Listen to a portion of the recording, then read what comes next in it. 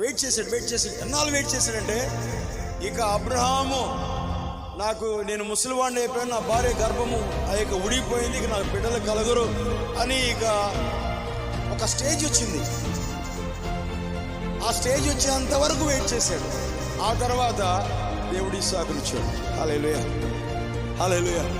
చూడండి, ఎలాంటి టైంలో ఇక అంటే తన యొక్క సొంత తెలివితేటలు ఏమి పని చేయనప్పుడు, బలము ఏం పని చేయనప్పుడు, అప్పుడు దేవుడు పని చేయడం మొదలుపెట్టాడు.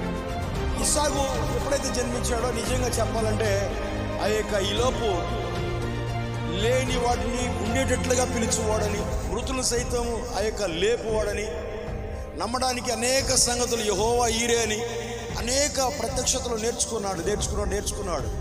ఇస్సాకును ఇచ్చినప్పుడు మహిమంతా కూడా ఇస్సాకు వలన ఎవరికి వెళ్ళి చెప్పండి? దేవునికి వెళ్ళింది. ఆమేన్ చెప్పండి. హల్లెలూయా. ఒక మనిషిని పిలుచుకొని తన జీవితంలో దేవుడు క్రియ చేయడం మొదలుపెట్టి తనను విశ్వాసంతో నింపి తనకు సహాయం చేస్తున్నప్పుడు అతను విధేయత చూపాడు, అతను లోబడ్డాడు.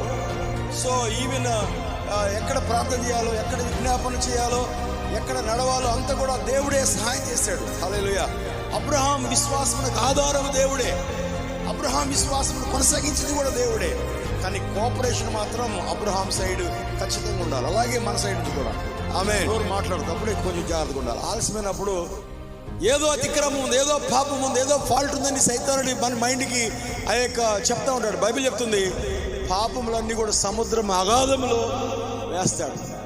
మన పాపంలో మనం ఒప్పుకున్నప్పుడు ఇక ఆయన జ్ఞాపకం చేసుకున్నాడు, అవి సముద్రం అగాధంలో పడతాయి. కొత్త నిబంధన క్రింద ఉన్న ప్రజల యొక్క వాళ్ళ యొక్క బ్లెస్సింగ్ ఏంటంటే, దేవుడు ఆయనే మన దోషములు అన్నిటినీ, పాపములు అన్నిటినీ, మన రోగములు అన్నిటినీ కల్వరి శిలువలో జడ్జ్మెంట్ జరిగింది. ఆమేన్. అన్నిటికీ జడ్జ్మెంట్ జరిగింది అక్కడ, పాస్ట్ ప్రజెంట్ ఫ్యూచర్ కూడా. చెప్పండి హల్లెలూయా.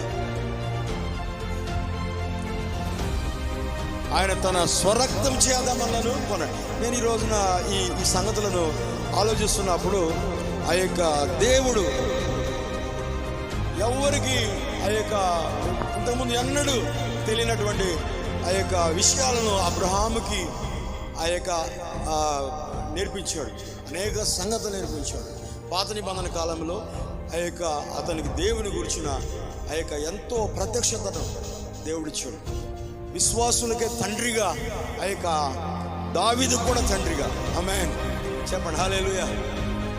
చేసేది హల్లెలూయా.